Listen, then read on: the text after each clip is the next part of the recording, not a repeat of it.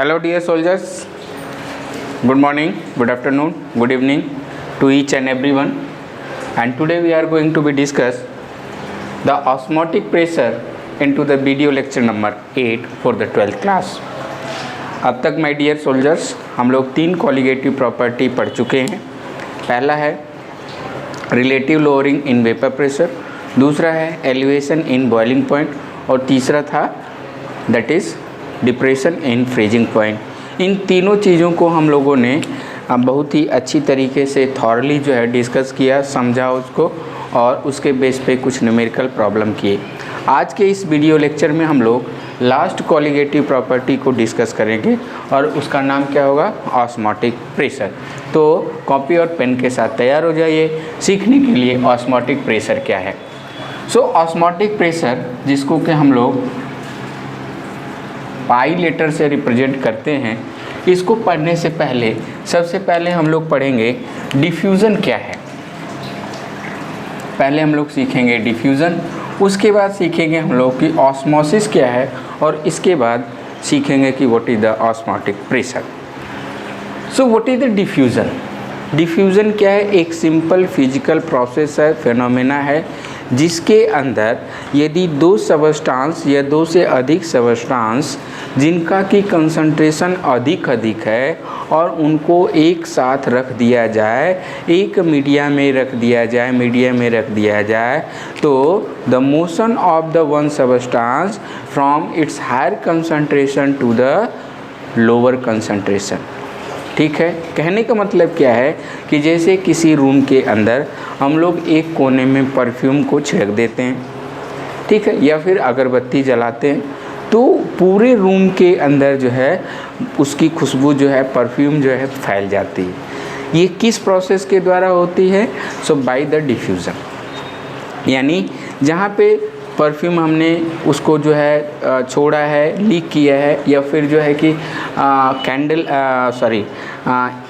अगरबत्ती है उसको जलाया है किसी एक कोने में, तो वहाँ जो परफ्यूम है उसका कंसंट्रेशन उस स्पेस में ज़्यादा है और पूरे रूम में अदर स्पेस में जो है पूरे रूम में कंसंट्रेशन क्या है, कम है। तो वहाँ से जो है परफ्यूम के जो मॉलिक्यूल है, इसेंस मॉलिक्यूल हैं, वहाँ से वो अपने हायर कंसंट्रेशन से अपने लोअर कंसंट्रेशन की तरफ मूव करेंगे, माइग्रेट करेंगे और this process phenomena is called as the diffusion. यानी diffusion is the movement of the substances from its higher concentration to its lower concentration. यानी यहाँ पे हमने मान के चला कि ये सबस्टांस ए है और ये सबस्टांस बी है, तो देखिए यहाँ पे ए का कंसंट्रेशन ज़्यादा है, इस स्पेस में बी का कंसंट्रेशन अधिक है। तो क्या होगा, स्पॉन्टेनियसली जो ए है ये जो है अपने लोअर कंसंट्रेशन के तरफ चारों तरफ मूव करेगा। It will just move through the all direction. ठीक है, इसी तरीके से जो बी है ये भी अपने हायर कंसंट्रेशन से लोअर कंसंट्रेशन के तरफ मूव करेगा और इसी मोशन को हम लोग क्या बोलते हैं, डिफ्यूज़न बोलते हैं। डिफ्यूज़न क्या है, एक स्पॉन्टेनियस प्रोसेस है और डिफ्यूज़न के दौरान कब तक डिफ्यूज़न होगा, डिफ्यूज़न कब तक होगा, जब तक कि स्पेस के अंदर कंसंट्रेशन सबस्टांस का क्या हो जाए, इक्वल ना हो जाए। क्या हो जाए, इक्वल ना हो जाए। यदि कंसंट्रेशन दोनों सबस्टांस का इक्वल हो गया स्पेस के अंदर तो वहीं पे डिफ्यूज़न प्रोसेस क्या हो जाएगी, रुक जाएगी। बोलो बात समझ में आई। तो डिफ्यूज़न को हमको याद रखना है कुछ पॉइंट। पहला है motion of the substance from its higher concentration to lower concentration, दूसरा है कंसंट्रेशन जब मेंटेन हो जाएगा, इक्विलिब्रियम स्टेट होगी तो वहाँ पे क्या हो जाएगा, वो रुक जाएगी प्रोसेस, और तीसरी है स्पॉन्टेनियस है, ये स्वतः होती है, इसके लिए किसी पर्टिकुलर फोर्स की या किसी पर्टिकुलर फैक्टर की ज़रूरत नहीं है। यानी ये कैसा है, एक पैसिव प्रोसेस है विदाउट इन्वॉल्वमेंट ऑफ एनर्जी। इसके बाद आइए सीखते हैं हम लोग ऑस्मोसिस। ऑस्मोसिस क्या है, तो ऑस्मोसिस को समझने के लिए हम लोगों ने क्या किया, एक वेसल लिया और इस वेसल के अंदर हम लोगों ने एक पर्टिकुलर पार्टीशन कर दिया और उस पार्टीशन यानी एक बैरियर लगा दी और उस बैरियर का नाम क्या था, क्या नाम है, that is the selective permeable membrane. SPM short form में इसको बोलते हैं। इसको हम लोग क्या कहेंगे, selective permeable membrane, selective permeable membrane. और इस सेलेक्टिव परमिएबल मेम्ब्रेन से डिवाइड कर दिया है। एक तरफ हमने क्या रखा है, सॉल्वेंट रखा है, दूसरी तरफ हमने क्या रखा है, सॉल्यूशन रखा है, सोल्यूशन रखा है। तो ध्यान दीजिए, सॉल्वेंट यहाँ पे एक साइड में सॉल्वेंट है, यानी इस साइड में सोलूट का कंसंट्रेशन क्या है, 0 है, सोलूट अवेलेबल नहीं है। जबकि यदि सोल्यूशन साइड में देखें तो सोल्यूशन के अंदर सोलूट भी होगा और सॉल्वेंट भी होगा। इसका मतलब क्या है कि यहाँ पे सॉल्वेंट का कंसंट्रेशन कम है as compare to this side, यानी यदि हम साइड माने A1 और ये साइड 2 है, तो दूसरे साइड यानी सोल्यूशन के साइड जो है सॉल्वेंट का अमाउंट कम है वनस्पति साइड 1। तो यानी अब यहाँ पे सॉल्वेंट का कंसंट्रेशन ज़्यादा है, तो होगा क्या कि यहाँ पे सॉल्वेंट जो है इस सेलेक्टिव परमिएबल मेम्ब्रेन के अक्रॉस सॉल्वेंट जो है अपने हायर कंसंट्रेशन के तरफ से लोअर कंसंट्रेशन की तरफ क्या करेगा, मूव करेगा। इसी घटना को हम लोग क्या बोलते हैं, ऑस्मोसिस बोलते हैं। यानी ऑस्मोसिस क्या है, it is the movement of the solvent molecule from its higher concentration to its lower concentration across the selective permeable membrane, and that is called as the SPM. This process, this phenomena is called as the osmosis. Osmosis में ध्यान रखना है कि motion किसका होगा, solvent का होगा, और हायर कंसंट्रेशन से लोअर कंसंट्रेशन की तरफ होगा। और दूसरी चीज़ क्या है कि ऑस्मोसिस के अंदर सेलेक्टिव परमिएबल मेम्ब्रेन होना ज़रूरी है, सेलेक्टिव परमिएबल मेम्ब्रेन होना का ज़रूरी है। दूसरा हम लोग एक और डिफिनीशन दे सकते हैं किसकी, that is of the osmosis, उसको समझते हैं। कुछ बुक्स क्या कहती हैं कि दो सॉल्यूशन है, एक सॉल्यूशन का कंसंट्रेशन ज़्यादा है, एक सॉल्यूशन का कंसंट्रेशन कम है, यानी here we have taken a 2 different solution, जिसको कि इस सॉल्यूशन को हमने सेलेक्टिव परमिएबल मेम्ब्रेन से क्या कर दिया है, सेपरेट कर दिया है। एक टाइप हमने रखा है सॉल्यूशन 1 और दूसरे साइड रखा है सॉल्यूशन 2, सॉल्यूशन 2। और सॉल्यूशन 1 का कंसंट्रेशन ज़्यादा है सॉल्यूशन 2 के अपेक्षा, यानी यहाँ पे सॉल्यूशन 1 का कंसंट्रेशन ग्रेटर, यानी सोलूट का अमाउंट क्या है, ज़्यादा है, सॉल्वेंट का अमाउंट क्या है, कम है। दूसरे साइड क्या होगा कि यहाँ पे सोलूट का कंसंट्रेशन कम है और सॉल्वेंट का कंसंट्रेशन क्या है, ज़्यादा है। ध्यान से समझिएगा। तो इस केस में यानी यहाँ पे सॉल्यूशन 2 के अंदर सॉल्वेंट का अमाउंट क्या है, अधिक है, सॉल्यूशन 1 के अंदर सॉल्वेंट का अमाउंट क्या है, कम है। यहाँ पे हमने SPM लगा दिया है, सेलेक्टिव परमिएबल मेम्ब्रेन लगा दिया है SPM। तो अब क्या होगा कि सॉल्वेंट का जो मोशन है फ्रॉम इट्स हायर कंसंट्रेशन, यानी सॉल्वेंट अब जो है किधर से किधर को मूव करेगा, from those solution which concentration is less than, which concentration is less than as compared to other solution। यानी इसमें हम लोग ऑस्मोसिस को क्या डिफाइन कर सकते हैं कि osmosis can be defined as movement of the solvent molecule from the solution having less concentration towards the solution having more concentration। यानी कहने का मतलब क्या है कि ऑस्मोसिस सॉल्यूशन के कम कंसंट्रेशन की तरफ से सॉल्वेंट का मोशन है across the semi permeable membrane, और किधर, जहाँ सॉल्यूशन का कंसंट्रेशन क्या है, ज़्यादा है। ये तो बाबू हो गया क्या, दैट इज़ द ऑस्मोसिस। अब यदि हम बात करें कि ऑस्मोटिक प्रेशर क्या है, what is the osmotic pressure, तो अब हम लोग समझेंगे क्या, will learn about the osmotic pressure. तो हेडिंग लगा लीजिए ऑस्मोटिक प्रेशर। ऑस्मोटिक प्रेशर को हम लोग पाई से रिप्रेजेंट करते हैं, ऑलरेडी हम लोग देख चुके हैं। तो ध्यान दीजिए, इस ऑस्मोटिक प्रेशर को समझने के लिए हमने वही एक कंटेनर लिया, दो सोल्यूशन लिया, एक तरफ से एक का सोल्यूशन क्या है, एक का कंसंट्रेशन कम है, एक का कंसंट्रेशन ज़्यादा है, और इस कंटेनर को हमने जोड़ दिया है एक सक्शन पंप से, सक्शन पंप से,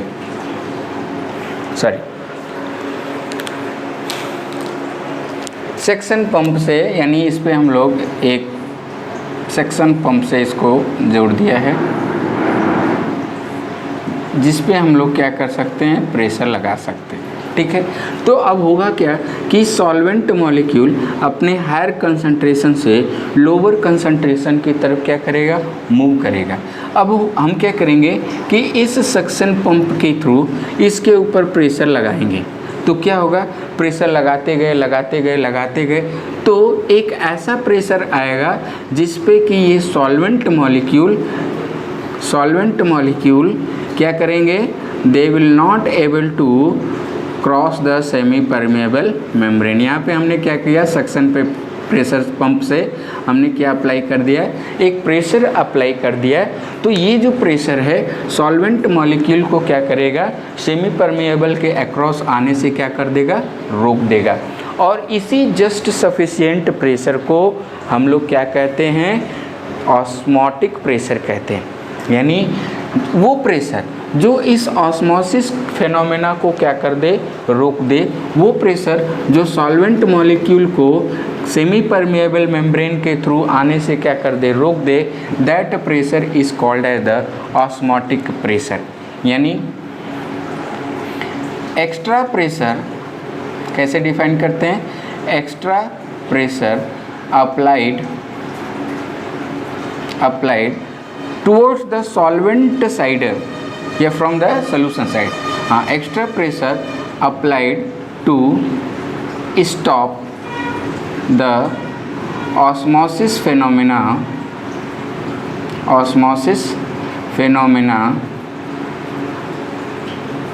is called as osmotic pressure।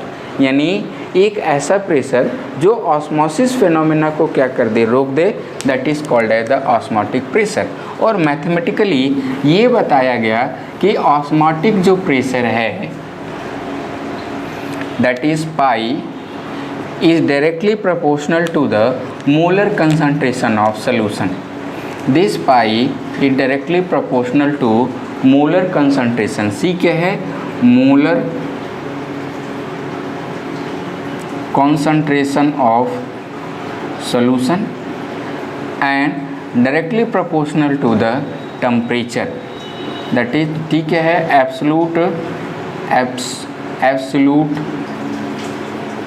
Absolute temperature.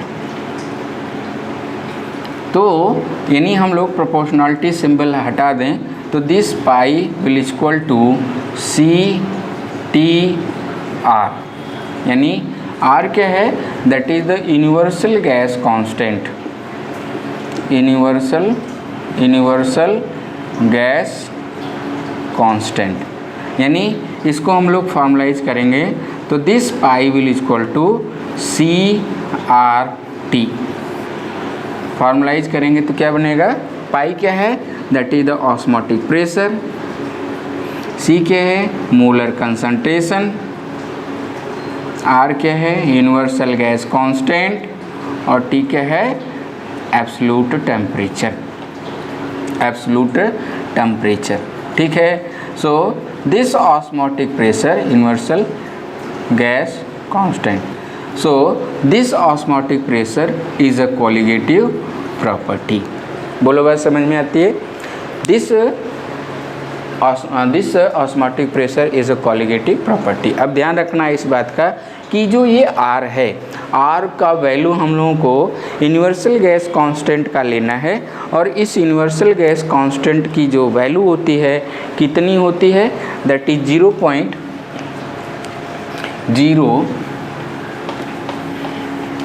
कितनी होती है, 0.0821। The value of R 0.0821 ATM per kelvin per mole, ATM per kelvin per mole.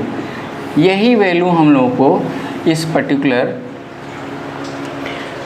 Osmotic pressure के लिए अप्लाई करना है। अलग अलग वैल्यू होती हैं आर की, लेकिन यहाँ पे हम लोगों को what the value we should take, that is 0.0821 ATM per kelvin per mole. ठीक है, ये पाई इक्वल टू CRT, ये एक्चुअली में आइडियल गैस का मॉडिफिकेशन है। आइडियल गैस का इक्वेशन क्या होती है, that is PV equal to nRT, PV equal to nRT। तो इसको हम लोग P equal to N/V R into T लिख सकते हैं। N/V क्या है, मोलर कंसंट्रेशन, मोलर कॉन्सेंट्रेशन, या इसी को हम लोग क्या कहेंगे, molarity.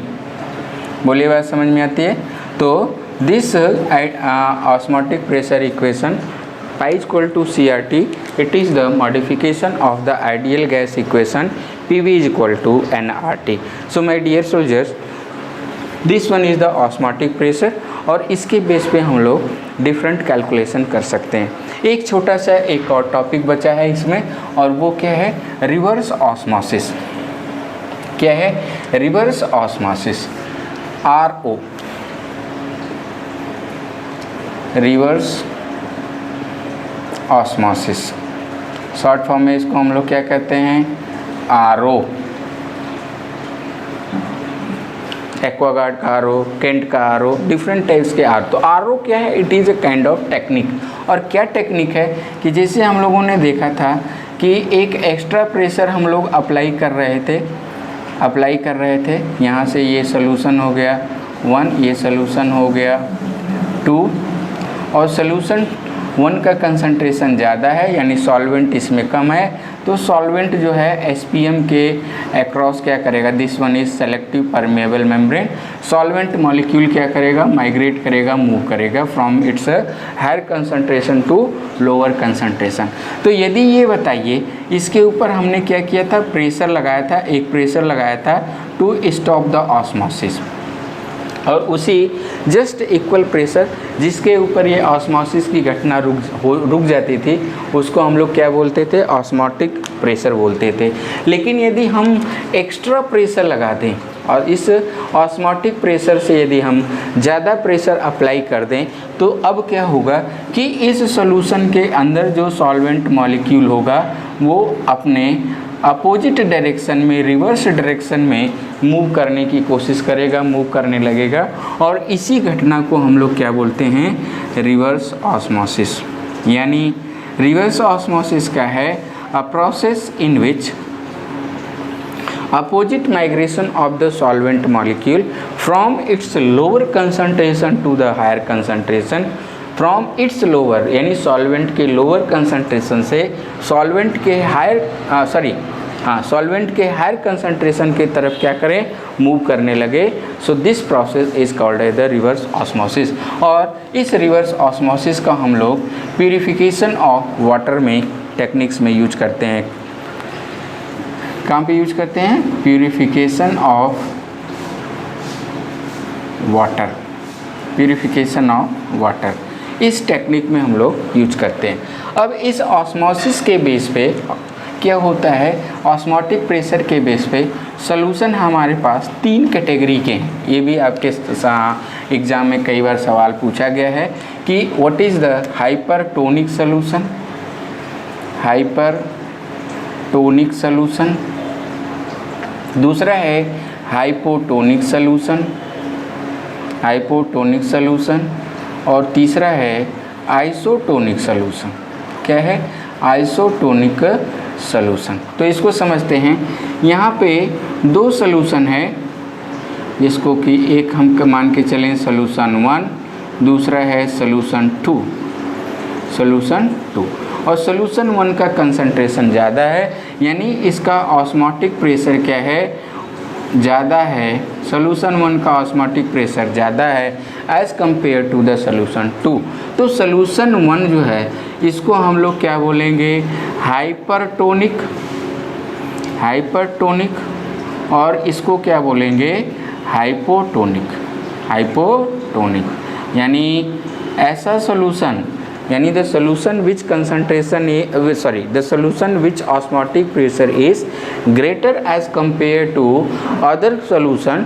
So first solution is called as hypertonic और second is called as hypotonic. फिर से समझिए, दो ऐसा सॉल्यूशन जिसके अंदर जिस सॉल्यूशन का ऑस्मोटिक प्रेशर ज़्यादा होगा उसको हम लोग हाइपरटोनिक, हाइपर का मतलब क्या होता है ज़्यादा, हाइपर का मतलब क्या होता है एक्सेस, यानी जिसका ऑस्मोटिक प्रेशर ज़्यादा होगा उसको हम लोग क्या बोलेंगे, हाइपरटोनिक सॉल्यूशन बोलेंगे। आइसोटोनिक सॉल्यूशन क्या होता है, आइसोटोनिक सॉल्यूशन यानी दो ऐसे सॉल्यूशन जिसका ऑस्मोटिक प्रेशर क्या हो, बराबर हो, जिसका ऑस्मोटिक प्रेशर आपस में क्या हो, बराबर हो, और such kind of the solution is called as isotonic solution. बोलिए बात समझ में आई। अच्छा, इस हाइपरटोनिसिटी, आइसोटोनिसिटी, हाइपोटोनिसिटी के बेस पे कई बार सवाल पूछा जाता है कि नमक के सॉल्यूशन में यदि हम किशमिश या मुनक्का रख दें, यानी एक सलाइन सॉल्यूशन है,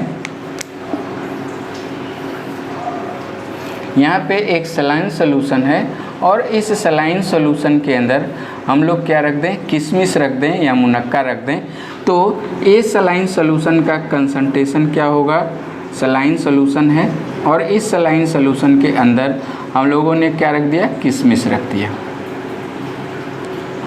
तो पूछा जाता है कि इस सलाइन सॉल्यूशन के अंदर किशमिश को रखने से ये सेल क्या होगी, फूल जाएगी, श्रिंक कर जाएगी, या फिर जो है कोई प्रभाव नहीं पड़ेगा। तो ध्यान दीजिए, सलाइन सॉल्यूशन, नमक का जो सॉल्यूशन है जिसका कंसंट्रेशन क्या है, ज़्यादा है, ऑस्मोटिक प्रेशर इसका क्या होता है, अधिक होता है।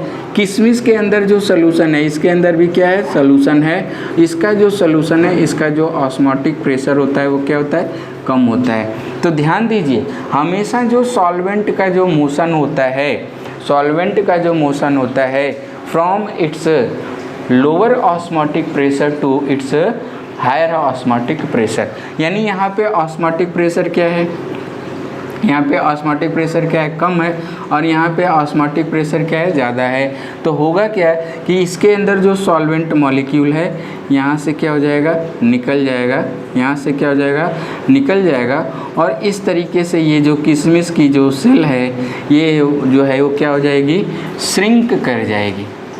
क्या कर जाएगी, श्रिंक कर जाएगी, सिकुड़ जाएगी।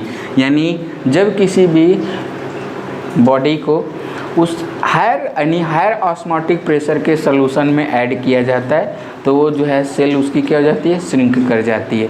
या आरबीसी को यदि हम लोग सलाइन सॉल्यूशन में रखें तो आरबीसी की जो है जो सेल है वो क्या हो जाएगी, श्रिंक कर जाएगी, और इसी घटना को हम लोग क्या बोलते हैं, प्लाज्मोलाइसिस। क्या बोलते हैं, प्लाज्मोलाइसिस। ठीक है। दूसरा यदि हम बात करें कि इसी को हम लोग हाइपोटोनिक सॉल्यूशन में रखें, यानी जो किशमिश है या मुनक्का है उसको हम लोग किस में रखें, वाटर में रखें। यहाँ पे क्या है, वाटर है, वाटर का ऑस्मोटिक प्रेशर क्या होगा, लो होगा, यानी और इसके अंदर जो ऑस्मोटिक प्रेशर क्या होगा, हाई होगा। तो अब जो है वाटर मॉलिक्यूल क्या करेगा, it will just migrate and move from its higher concentration to lower concentration, और इस तरीके से ये जो सेल है ये क्या हो जाएगी, ब्रस्ट कर जाएगी। क्या हो जाएगी, फूल जाएगी, स्वेल कर जाएगी, और फूलते फूलते क्या होगा, ब्रस्ट कर जाएगी। प्लाज्मा मेम्ब्रेन इसको वियर नहीं कर पाएगा। बोलिए बात समझ में आती है। तो इस तरीके से सवाल आपसे पूछा जाएगा कि यदि हाइपरटोनिक सॉल्यूशन में रखते हैं तो सेल क्या करती है, श्रिंक कर जाती है। हाइपोटोनिक सॉल्यूशन में रखते हैं तो सेल क्या कर जाती है, ब्रस्ट कर जाती है। किसी ऐसे सेल को जो कि आइसोटोनिक सॉल्यूशन है उसमें रख दिया जाए तो सेल के ऊपर उसके साइज पे कोई भी प्रभाव नहीं पड़ेगा।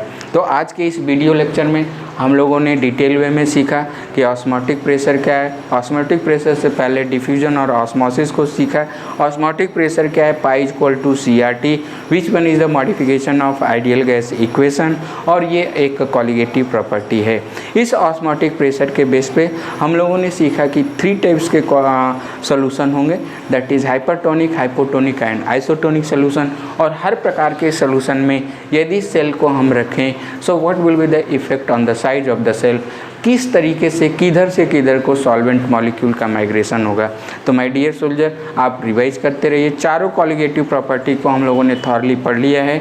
अब हमारे पास सोल्यूशन का सबसे जो लास्ट और मोस्ट इम्पॉर्टेंट टॉपिक बचा है वो है क्या, वैन हाफ फैक्टर। और इस वैन हाफ फैक्टर को हम लोग पढ़ेंगे अगले वीडियो लेक्चर में। तब तक के लिए take care, bye bye, thank you very much.